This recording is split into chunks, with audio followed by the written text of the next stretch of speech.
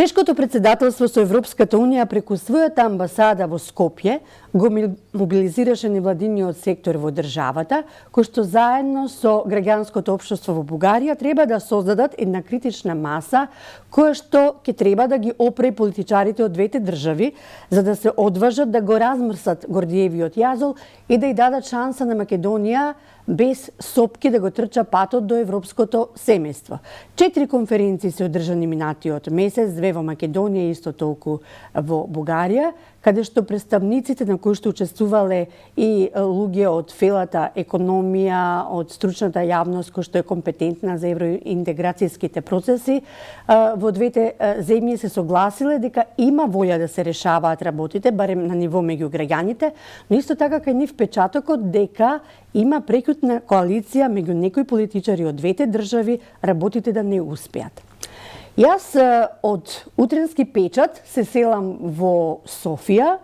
Таму на линија е доктор Димитар Атанасов, историчар од Институтот за етнологија при Бугарската академија на науките. За Атанасов важи тоа дека тој спаѓа во она помлада група или генерација на политичари, односно на историчари, меѓутоа знае да влезе во костец со политичари во политички дебати, кој што се одважува да не ги прифаќа тугите ракописи, особено ако тие имаат презнак национализам и популизам, и затоа со своја глава сака да го интерпретира ставот кој што е поразличен дури и од официјалната политика. Тешко ли е со глава во зид да се кажува својот став во една средина кој што има поинаков став од вашиот? Знаете ли, това е въпрос, който често пъти ми задават. Не е ли много трудно всъщност човек да се опитва да промени едно обществено мнение и една политическа, а и професионално-историческа среда, която не е готова да приеме подобни становища? Ами, не мога да кажа, че е лесно. Која е цената за таквиот став со глава во зид? Цената е, как да кажа, отговора ми няма да бъде кой знае колко интересен за зрителите, вероятно.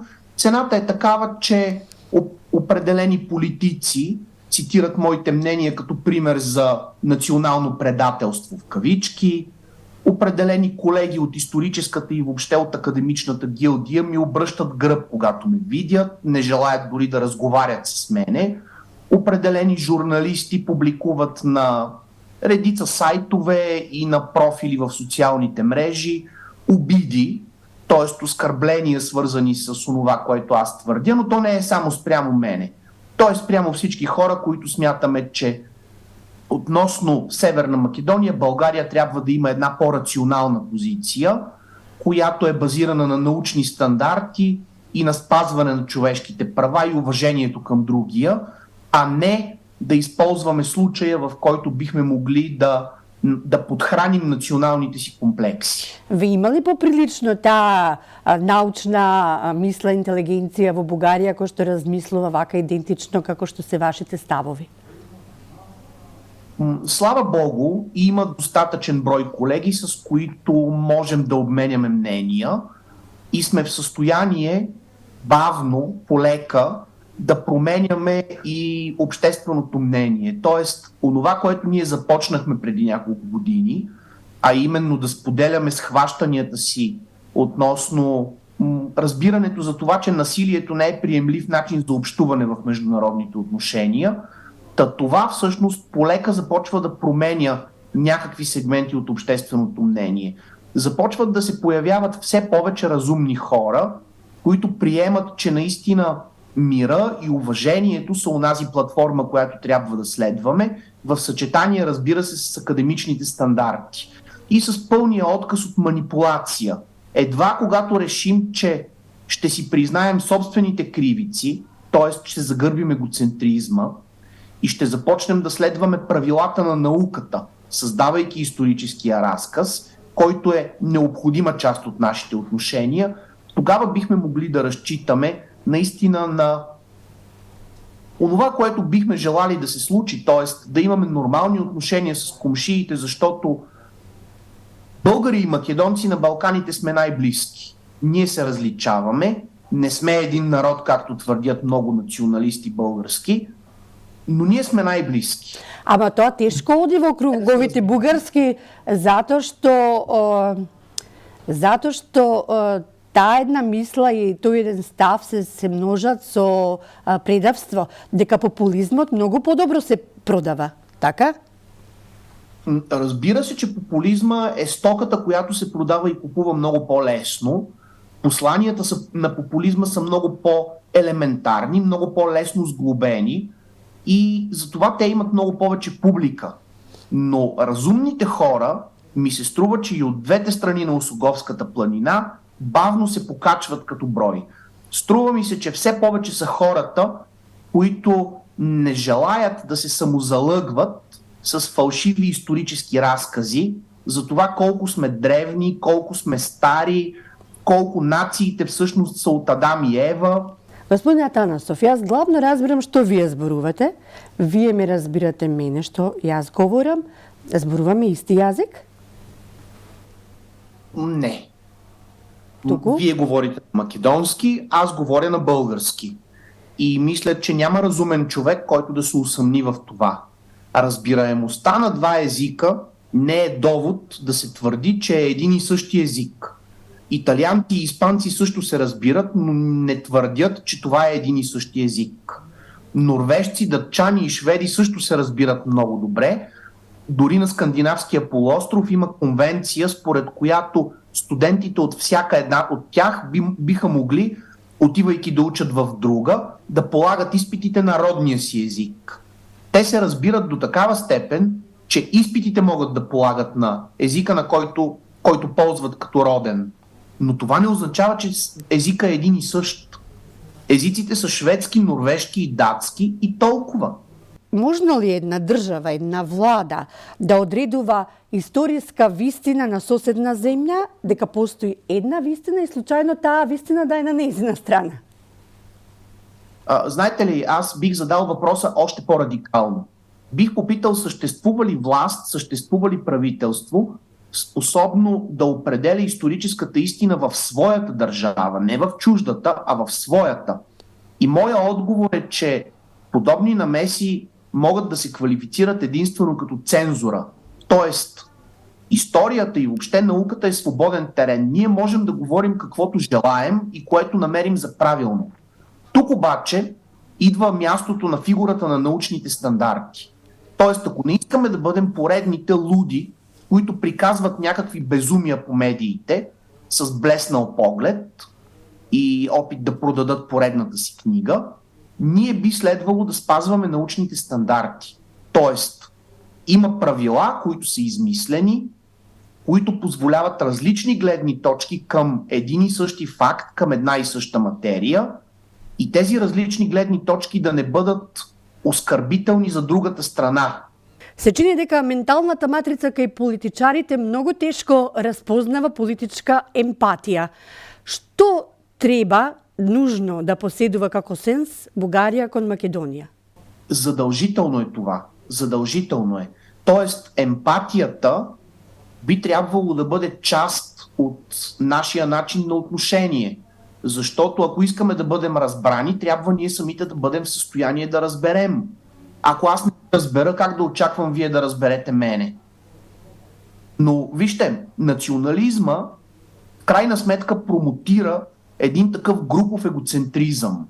Твърдението, че ние сме най-хубавите, най-умните, най-красивите, най-способните, във всяко едно отношение. Ние сме превъзходната степен. Ние сме най-доброто човечество на света.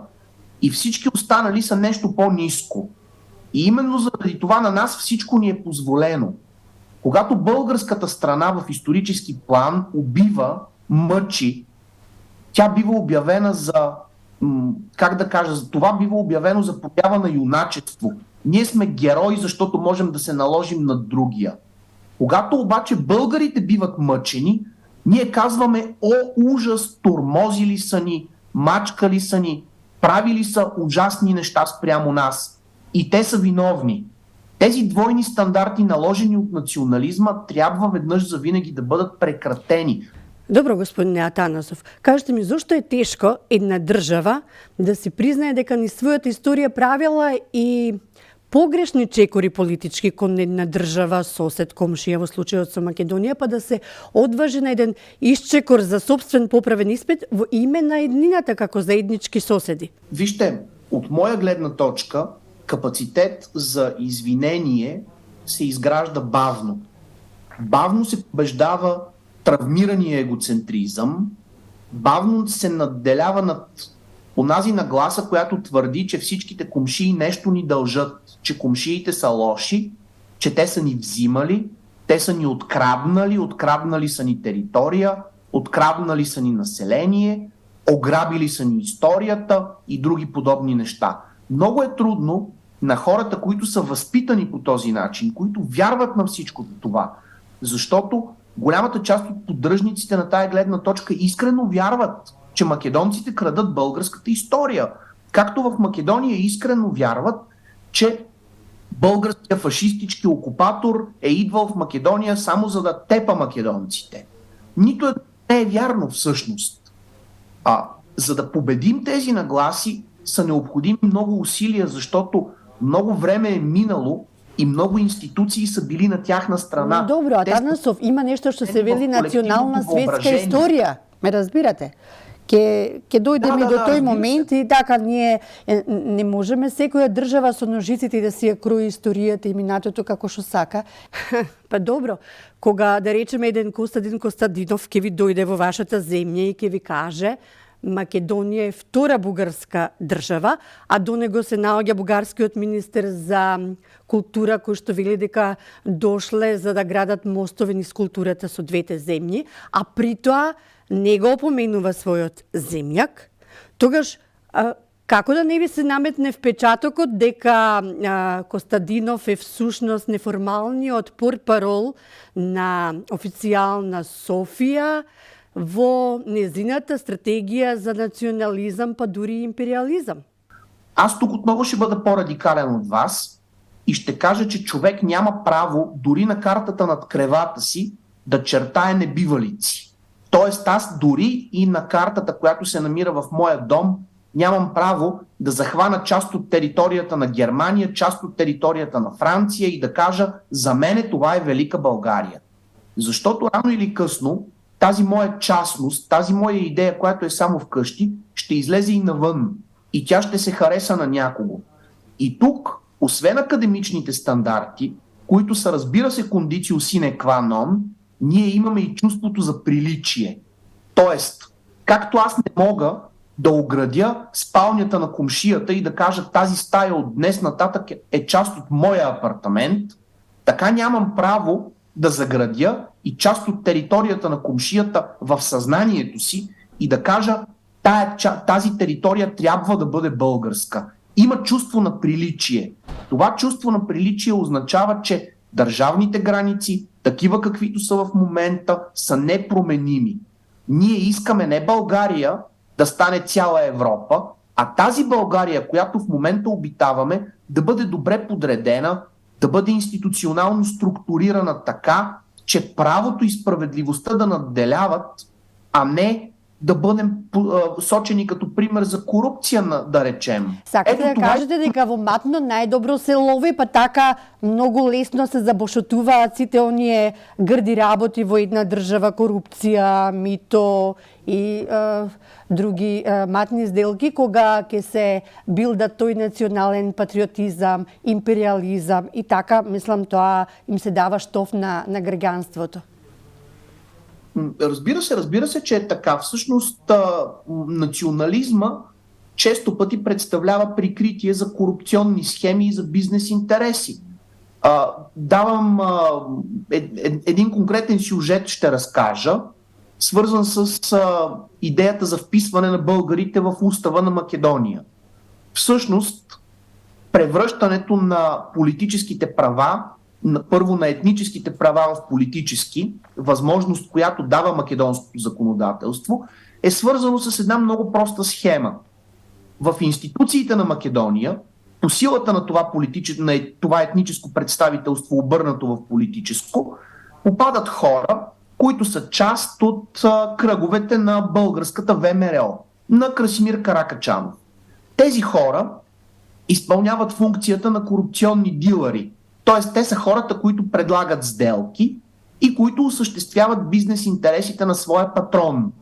Тези бизнес интереси могат да се реализират само в условията на конфликт, само когато конфликта бива използван непрекъснато за натиск, за мачкане на всички алтернативи и тогава, когато хората около Каракачанов са в състояние да кажат: ако вие не изпълните това, което ние искаме, ние ще пуснем конфликта.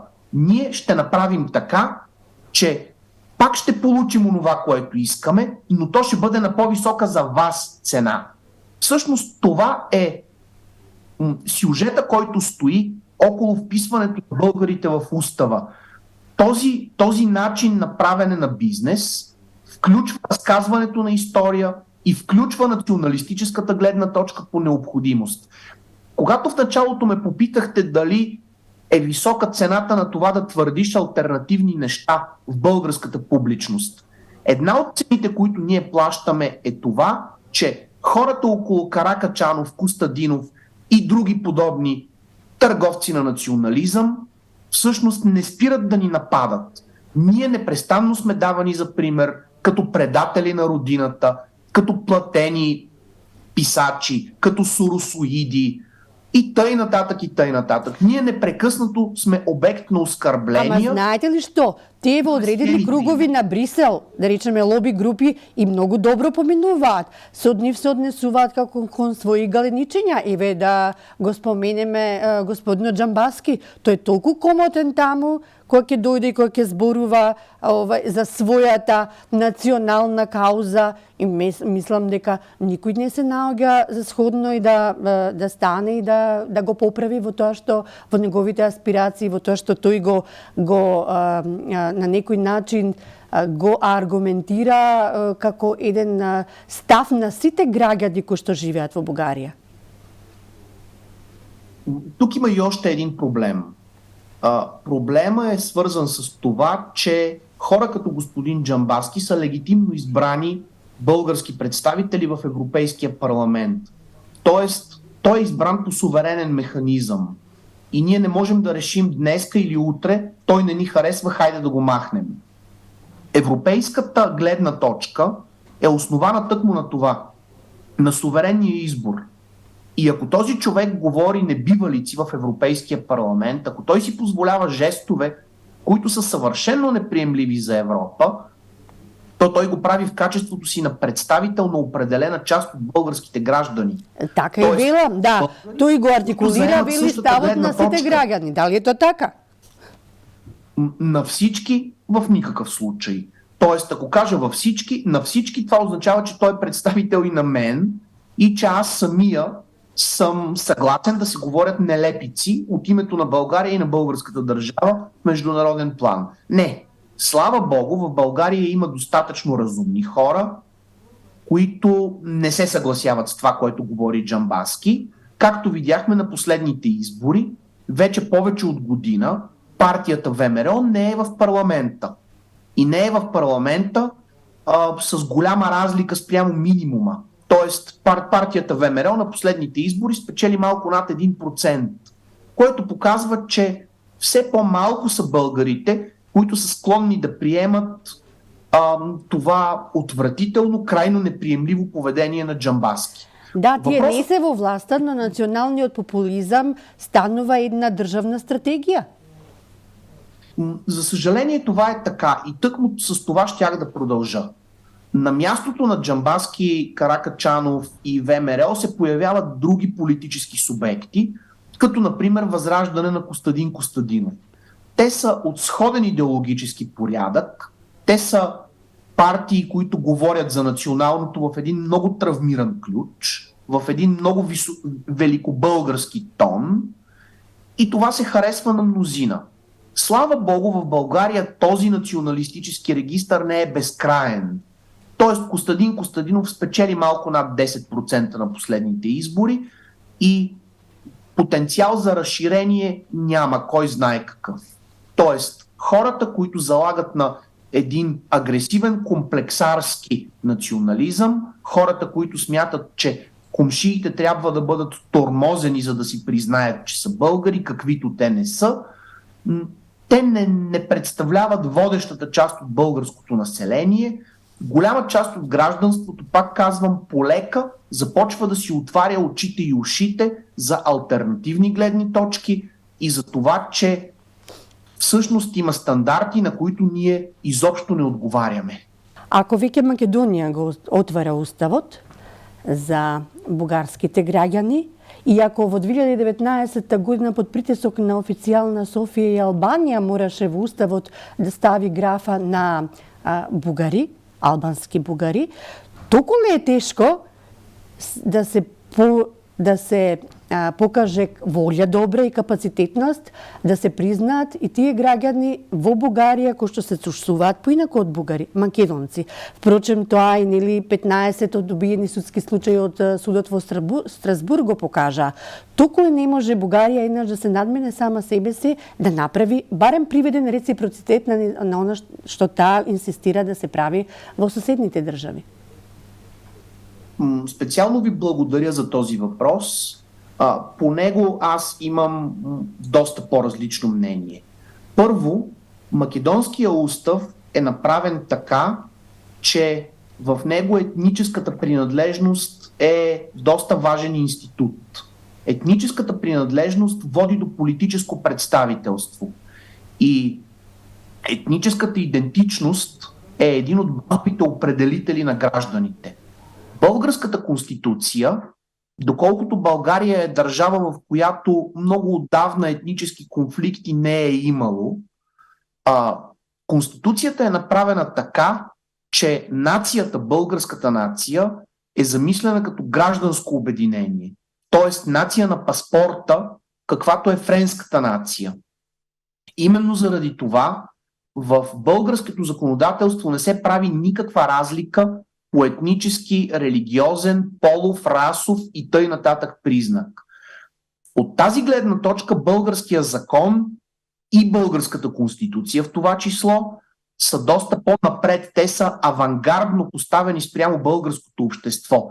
В българското общество национализма все още се чува доста силно, докато в законовата база той е изтрит напълно. И именно защото българската конституция е направена така, че тя да не взима предвид възможности за развитие на национализъм в обществото, аз бих заложил на идеята тя да остане такава каквато е. И тъй като ние не можем да предоставим на македонците, на гражданите, които се чувстват македонци в България, права каквито искаме за българите в Македония, това е също един от аргументите ми да не желая българите да бъдат вписвани в устава на Македония. Не можем да искаме онова, което не сме в състояние да дадем. Точно. А как Македония? Точно тоа, затоа што вие велите уставот бугарски е таков како што е различен од овие нашите, ама како велат, па и уставот не е зид, па може да се сврти ако се бара нешто од соседите да сменат, тогаш веројатно постои еден процес на еволуција во свеста на уставотворците во една држава. Од 46-та година, вие сте историчар, се сеќавате дека во графата на пописот во Бугарија постоеа граѓани кои што се идентификуваа со македонци. Вижте, аз пак ще кажа. Българската конституция в този вид е доста по-напред в развитието си от българското гражданство. Ако ние въведем конституция, т.е. да, конституцията не е свещена крава, тя може да бъде променяна. Но ако ние решим да преосмислим конституцията и да въведем етническа принадлежност, това означава стъпка назад. Това означава, че ние се съгласяваме да подменим елемент от гражданското общество с етническа принадлежност. С това аз не бих се съгласил. И пак казвам, от моя гледна точка, искането българите в Македония да бъдат вписани в македонската конституция не е приемливо. Аз бих се отрекал, бих се отказал от идеята българите да присъстват в македонската конституция, с много аргументи, един от които е това, че българския закон не може да отвърне със същото. Българския закон би могъл единствено да припознае културни общности, каквито ние имаме много. В България има в това число културни общности на групи, които нямат държави. Като да речем, има кюрдски културен клуб в София. Кюрдите нямат държава, но в България никой не им пречите да поддържат културната си общност. Па затоа што курдите не се реална опасност и закана за Бугарија. Го спомнавте вие самите отварањето на уставот, нешто што треба да престои на оваа владеачка гарнитура и затоа сега се прави и обиди за новото парламентарно мнозинство за да може да се протурка овој процес. Вие ако добро ве разбрав, спомнавте дека луѓето кои што се во Македонија, односно кои што се чувствуваат бугари или пак бугарски државјани, некогашни во Македонија, дека се практично спојката со политички бизнис елити заради бизнис интереси. Добро ве разбрав? Една част от тях, да. Една част от тях. Тези хора се представят за българите в Македония, но всъщност те са няколко десетки българи. Това не са всички българи в Македония. В Македония има много хора, които се смятат за българи и те нямат нищо общо нито с Каракачанов, нито с Костадин Костадинов, нито искат те да ги представляват. Слава Богу, в Македония също има хора, и македонци, и българи, които мислят нормално и смятат, че е ценно ние да установим стандарти в общуването си и в разказването на миналото, така, че да се чувстваме по-добре и от двете страни на границата. Така, че да няма непрестанно агресия и да няма почва за развитие на бизнес интересите на онези, които продават национализъм без никакъв срам. Ова сакам да ме прашам. Ако еве се инсистира да се отвори тоа и политичарите кои што европски кои што доаѓаат во државата го инсистираат како еден почеток по-безболен во патот што треба да се изоди до Европската унија. За съжаление, национализма залага на такива двойни стандарти. Тоест, национализма си позволява да изисква, а да не дава. Именно заради това аз настоявам българската държава да престане да изисква включването на българите в Македония в македонския устав. Няма никакъв смисъл от това, освен освен обгрижването на интересите на определени политически групи, които по този начин успяват да осъществят своите бизнес планове. Първо, т.е. това не е от полза на българите, те да бъдат в македонския устав.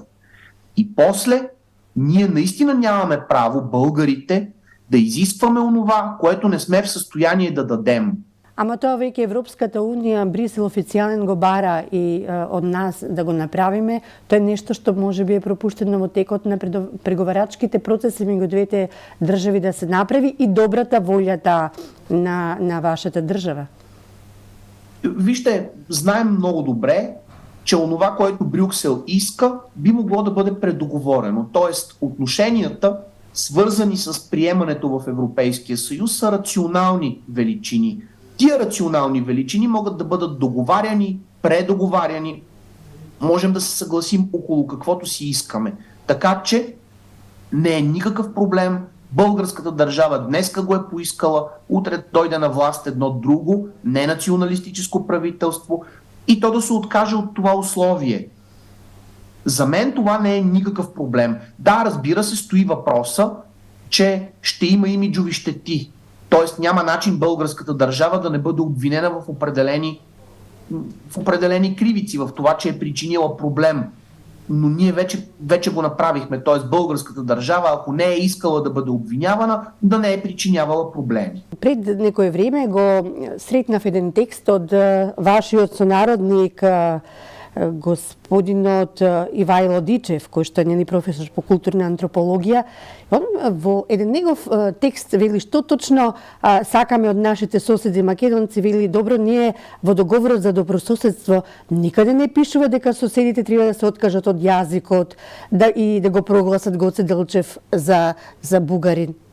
Значи, зошто ние сме во ситуација да ги редефинираме работите под теркот како што на едниот му одговара, а на штета на другиот?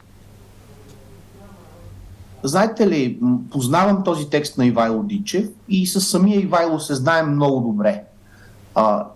Професор Ивайло Дичев беше нападан много жестоко заради тази своя статия, а и заради други, в които заема ненационалистически позиции. Заради факта, че аз си позволих да отговоря на една от критиките срещу Ивайло, на един от актовете на агресия срещу негов текст, една част от моите колеги историци в момента не желаят да разговарят с мене. Така че в България тези настроения, за съжаление, продължава да ги има. Но пак казвам, струва ми се, че се умножава рационалното. Струва ми се, че са все повече хората, които са в състояние да видят, че тези двойни стандарти не са най-доброто средство за общуване. Че не може аз да искам едно, а да не давам нищо. Че не може да обиждам и да не приемам това, че другия ще реагира обидено и ще обиди мен насреща. Докато ние се обиждаме, винаги ще има обидени. Како заврши одаа петиција на господинот Ќосев за патриотизам? Петицията на професор Александър Кьосев завърши и всъщност тя не е завършила. Инициативата е започнала преди, може би малко повече от месец. В момента той търси подкрепа от всякакви субекти, политически и граждански, за тази своя идея. И тази петиция е само първия жест. От тук нататък предстоят още много събития, свързани с показването на факта, че гражданският патриотизъм, че уважението към другия, че отказа от агресия спрямо другия е истинския патриотизъм. Че ние сме патриоти и ние сме добри българи тогава, когато уважаваме комшиите, а не когато ги тероризираме. Професор Кьосев има идея този проект да бъде дълготраен, да не свърши само с първото, с петицията. В тази петиция вече са се подписали 1600-700 души, което показва, че в България наистина гражданският патриотизъм има своята основа. Да, той все още не е водещ, но готови сме да работим, за да може един ден гласа на гражданските патриоти, на онези, които искат нормални отношения. Токава е бројката 1600-700 луѓе кои што мислат поинаку? Да се чуе. Велам, токава е бројката 1600-700 граѓани кои што мислат поинаку од официјалната политика за тоа што е патриотизам? Всъщност, вижте, не мога да кажа, че са само 1600-700, защото тази петиция все пак е стигнала до ограничен кръг хора. Много малко хора са я видели. Ако погледнете въобще в сайтовете с петиции, много са малко тези каузи, които успяват да натрупат примерно 100 или 200 хиляди. Не, знаете зашто ве прашав, Атанасов? Знаете зашто ве прашав? Ако тоа е бројка само почетна и под предпоставка дека поголем е процентот на граѓани кои што размислуваат на бранова должина со вашата и со господата што ги спомнав, има ли шанси во Бугарија постепено, нека и подолго време, да се створи една критична маса која што ќе се спротистави на официјалната политика на Бугарија спрема соседот Македонија? Дали е тоа реално за очекување? Убедени сме, че такава възможност има. Работим за да я създадем, тъй като тази възможност няма да дойде от само себе си. Сигурни сме, че вече имаме малки, но все пак видими резултати в тая насока и няма да се откажем, няма да спрем, защото вярваме, че уважението към другия всъщност е ценността, която трябва да ни води, плюс, разбира се, академичните стандарти при правенето на историята и при разказването на това какви сме. Смятаме, че резултати има. Тази начална бройка от 1600-700 не е пълна, т.е. те не са само толкова. Искам да ви кажа, че ако тази петиция беше направена примерно преди 5 или преди 10 години, бройката щеше да бъде чувствително по-ниска. Има резултат от това, което правим. Добро, што правиме со тоа што сега сте во очите на одредени структури, таму предавници, кои ве плаќаат? Македонците ли ве плаќаат? Американците ли ве плаќаат? Какво е чувството меѓу своите граѓани да ве перцепираат како некој кој што не мисли добро на државата, само затоа што си го кажува својот став кој што е поразличен? Вижте, докато преди 15 години или преди 10, подобна лексика като предатели, соросоиди беше нова и хората я приемаха с голямо желание, тя им беше интересна. В момента този речник на предателствата, на робствата, на чуждите агенти става все по-малко интересен, т.е. той се изтърква от употреба. На хората им става досадно да чуват само соросоиди, предатели и не знам какво. Тоест, тези нагласи започват все повече да се маргинализират. Все повече те започват да бъдат присъщи на нискообразованите, на хората, които имат нисък жизнен стандарт, тези, които нямат добри способности за критическо мислене. Тези хора в България, слава Богу, полека намаляват.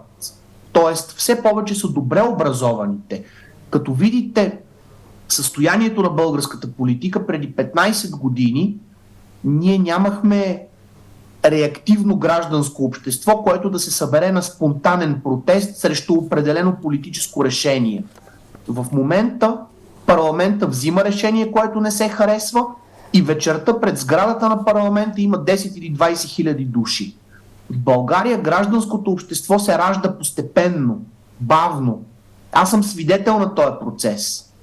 И именно заради това няма как да очакваме промяната на нагласата относно историята на България и отношенията с съседите да стане от днеска за утре. Няма как да си легнем националисти, а да се събудим толерантни хора. Става бавно, но резултат има. Пак казвам, хората отиват на Запад, гледат, че там обществата живеят добре и започват да се питат на какво се дължи това, че ние тук не живеем толкова добре. Един от отговорите, до които достигат, е това, че всъщност ни заблуждават с националистически нелепици, а зад гърба ни правят каквото си искат, т.е. корупция. Господин Атанасов, впечатокот е дека за официјална Софија акт на агресија е дека дури ако Македонија постои. Кажете ми, што треба да направи вашата држава за да се симне тоа горчливо чувство кај македонскиот граѓанин како комшија? Няма да бъда крайно оптимист и няма да ви кажа, че то може да се премахне напълно. Във всяко общество има маргинали, в това число има и луди хора, които говорят неща, дето не са приемливи. Именно заради това, както в България ще продължи да има хора, които да искат Македония да е българска, за които самото съществуване на Македония е проблем, така и в Македония ще продължи да има хора, които ще настояват, че македонската нация от Адам и Ева или от Филип Македонски и т.н. И от двете страни тези нагласи няма да изчезнат напълно. Въпросът е ние да вложим тези усилия, че да ги изтикаме в периферията, те да не определят дневния ред на обществото и ясно да се договорим помежду си, че така е неприлично, т.е. не отговаря на научните стандарти, но то е и неприлично. Така както е неприлично да видиш комшията си примерно от горния етаж и да го обидиш без нищо да ти е направил. Има ли шанси едноставно да се закопаат сите овие секири од двете страни многу сензитивно и граѓаните се веќе сензитивни и едноставно да и се даде шанси на Македонија да пркне и да се го изоди патот како што намислила до европското семејство? много ми се иска да има шанс и работим за този шанс. Вече дали ще стане е питане, на което не мога просто така да ви отговоря. Тоест, ако знаех, щях да бъда много щастлив човек, но не знам. Работим да го има. Иска ни се македонското членство в Европейския съюз да не бъде свързано с учебниците по история. Учебниците по история са друг проект. Иска ми се политическата рамка, която е свързана с кандидатстването и приемането в Европейския съюз, да не бъде свързвана с образованието, с академичната наука, с неща, които така или иначе са друг проект. Сега, да, македонските учебници има неща, които подлежат на промяна. И тази промяна може да бъде направена от днес за утре. Но не бих искал това да става под натиск. Тоест, репресията не е средството, което би довело до исканите резултати.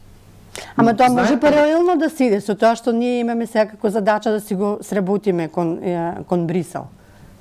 Не мислите дека е тоа возможно така?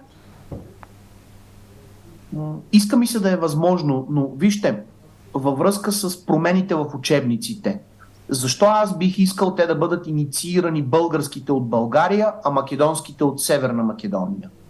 Защото ако тръгнем да си търсим кривиците едни на други, пак рискуваме да започнем да се замерваме с ситуации а ти това, а ти онова и да не стигнем до реален диалог, а просто до замерване с доводи.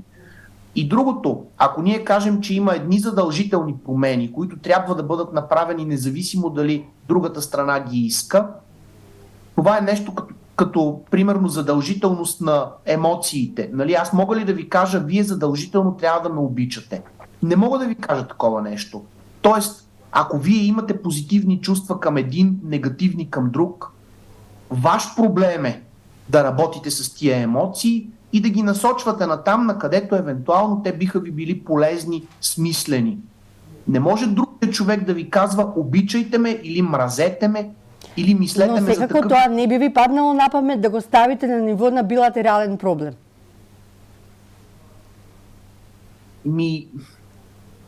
Пак казвам, ще се върна към това, което споделих вече няколко пъти. Национализма е такава една платформа, която позволява хората да искат без да дават, която ми позволява да ви кажа, вие ми дължите, но аз нищо не ви дължа. Съответно, вие да ми отвърнете със същото, да ми кажете, че аз ви дължа, пък вие нищо на мене. Значи или си дължим и едните и другите, или нищо не си дължим пак и едните и другите. Ако се съгласим да има промени, те трябва да бъдат и от двете страни.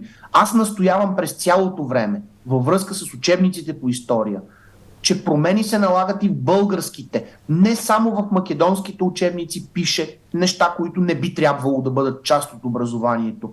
В България има не по-малко неприемливи пунктове, неприемливи зони на историческия разказ. Защо не погледнем първо себе си? Защо? Защото национализма ни казва, ние сме най-умните, най-красивите, най-смелите, най-големите юнаци, ние сме най-истинските хора. Да, но това не означава, че не грешим. Това, че се харесваме, не означава, че трябва да се харесваме патологично и комплексарски. Означава, че трябва да се харесваме така, че да се развиваме, да позволяваме да признаваме грешките си, да казваме на другия извинявай и да продължаваме напред. Това в крайна сметка е най-важното. Не е главниот проблем кога две страни не можат до крај да се согласат, меѓутоа да не се испочитува наметнувањето, да речеме, од авторитети од Европската Унија да посредуваат во тој спор во решение е нешто што веројатно создава простор дека официјална Софија има и други мотиви. Зошто не сака никој да и се меша во работата на таа мешовита комисија? Вижте, за мен като цяло интервенцията на Европа и френското предложение са много негативен сигнал. Това означава всъщност, че ние отново показваме пред Европа как не сме в състояние да се споразумеем, отново балканските диваци се сбиха. Ама ние веќе покажавме со самиот чин и на договорот за добрососедство, и за францускиот предлог, и барањата за отварање на уставот. Вие сте еден од оние луѓе кои што сметате дека мешовитата македонско-бугарска комисија не треба да постои ваква како што е. Зошто така мислите? Што ќе биде подобар исчекор во решавање на проблемот, освен ако не е оваа комисија? Всъщност аз мисля не, че комисията като инструмент е проблематична, а смятам, че неправилно беше подбран личния състав на комисията. Тоест... А вие сте против составот не како форма комисија? Точно така. Значи, първо, комисията трябваше да получи мандат не да регулира историческия разказ като такъв, а само да договори генералната ценностна рамка на разказа в учебниците. Тоест, трябваше да се говори първо само за учебници. Единствено официалната историческа публичност може да бъде обект на държавно нормиране. Първо това. И после, ако в българската страна на комисията не бяха назначени най-близките хора на Красимир Каракачанов, напомням, че там беше, например, там все още е един Наум Кайчев, който беше заместник-председател на ВМРО и беше няколко пъти български дипломатически представител в Канада, в Македония, от името на ВМРО. Ако не бяха назначени и други хора, които са с подобни националистически виждания, т.е. ако тази комисия не беше дадена на Красимир Каракачанов да я използва той като инструмент за каквото намери за добре, ако там бяха сложени модерно мислещи, академични, наистина свързани с науката, а не с пропагандата и с бизнеса историци, тя щеше да заработи добре. В момента в тази комисия също има добри историци, т.е. не всички са лоши. Нека да не казваме, че всички са виновни и че всички са маскари. Не, в никакъв случай. Там и в момента има добри историци, само че онези, които определят какво се случва, тези, които задават нивото на дискусия, те са хората на Каракачанов. Виждате по какъв начин вписването в устава на българите в Македония е свързано с тази партия, българската ВМРО. Виждате как историческата комисия влиза в същия този дискурс с цел да бъде употребена за определен бизнес интерес. Виждате по какъв начин една партия, когато попадне във властта и представлява основание коалицията, от чийто състав тя е да продължи да управлява, как тя може да постига цели, които са абсолютно неприемливи за мнозина, но те са в полза на нейните лидери, в полза на техния материален стандарт. Ето това се случва. Така че комисията не е лоша сама по себе си като средство. Такива комисии са работили много пъти в историята и те са постигали добри резултати. Конкретните комисии са проблем, не комисиите като такива. Можехме, ако бяхме избрали наистина компетентните, ценностно и академично ориентираните в контекста на стандартите, за които говорим. Оти знаете што, господине Атанасов, вака се добива впечаток дека комисијата веќе влегува во други води, дека се обидува да ги редефинира вредностите во Македонија, државноста, националниот идентитет, па дури нели сега најновото е влеговме во редефинирање на улогата на Македонската православна црква, Охридска архиепископија. Вака излегува дека Пандорината кутија не ни бега, дека немаат крај овие интервенции и разлики. Познаваме други држави каде што се уште меѓу државните комисии им работата тие веќе одамна се членки на Европската унија. Тук искам да спомена и още нещо, което намирам за важно. Когато България 2007 година беше приета в Европейския съюз, Гърция не предяви нито една претенция към българския исторически разказ. Защото все пак как разказваме историята е проблем на българската публичност, а не на гръцката. Ама вие сетете се дека ни Македонија не направи ниту еден чекор за да го сгорчи патот на Бугарија во Европската унија. Вижте, пътя на България към Европейския съюз беше до голяма степен подпомогнат от много обстоятелства. Няма никакво съмнение, че Северна Македония днес не е по-малко подготвена, отколкото беше България през 2007 година. Така че и от тази гледна точка поставянето на свръхизисквания към Скопие някак си не отговаря на стандарта, от който сме били част. Тоест, след като България е влязла и никой не е искал ние да променяме учебниците си, не е добре да го правим и ние. Тоест, такава комисия би могла да функционира, но като проява на добра воля от двете страни. Тоест, ние и вие искаме заедно да се споразумеем как да разказваме историята си в учебниците, но не като условие свързано с влизането в Европейския съюз. Значи нашия капацитет за решаване на проблемите е ограничен заради това, че обществото дълго време е давало думата на националистите, които преобладават до ден днешен и които са много гласовити, много шумни, които имат привърженици и не позволяват никаква алтернатива да се появи. На тази обществена инерция са подвластни и политиците така ангажирани в една популистка парадигма, дават на народа онова, което той иска, дават на гражданите това, за което гражданите видимо посягат и по този начин печелят техния вод. Именно заради това заставането против тези обществени инерции е рискован ход.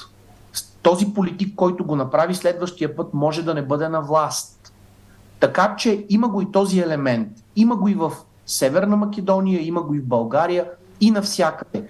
Популизма печели, популизма дава привърженици, популизма печели гласове, печели избори, за разлика от реалистичната гледна точка, която доста по-трудно успява да спечели своите последователи. Треба ли ние да го чекаме шумарот да не избрака едните и другите од шумата и да ни покаже дека да вистина не бива на самите да си го решиме проблемот? Вижте, за съжаление, горския вече дойде. Тоест, дойде френското предложение, от което става ясно, че всъщност ние нямаме капацитет сами да се справим. Ние сме като децата пред блока на пясъчника, които са се сбили и едното дете иска червеното камионче и другото го иска и не можем да се разберем едното дете да си поиграе с червеното камионче половин час, да даде на другото дете и то да си поиграе с него половин час. Заради това всъщност вече не горския, възпитателя, аз бих се изразил още по-радикално, възпитателя дойде, удари ни по един шамар и каза: ти вляво, ти вдясно, от тук нататък аз ще регулирам вашата комуникация. За съжаление, ние изглеждаме като глупави, незрели деца. Изглеждаме така заради факта, че даваме думата на онези, които ни правят да изглеждаме така, които залагат на една ирационална гледна точка, която е в полза на техните бизнес интереси. Едва когато осъзнаем, че отвъд национализма има много повече смисъл, има много по-важни неща, има повече възможности, има по-широк кръгозор. Когато разберем, че има алтернативи, които работят по-добре, обясняват света далеч по-задълбочено, за което ние се опитваме да настояваме, тогава бихме могли да изгоним възпитателя, да му кажем: ние можем да общуваме, нямаме нужда от посредничество, нямаме нужда от шамари, ние вече можем да общуваме. Тогава наистина аз бих се чувствал доста по-удовлетворен и това би бил сигнал за зрялост от двете общества. Имаме нужда от зрялост. И аз ви благодарам за овој разговор, почитувани гледачи и слушатели на Утрински печат, на Слободен печат телевизија. Тоа беше нашиот соговорник од Софија, господинот Димитар Атанасов, кој што е историчар и е дел од Бугарската академија на науките.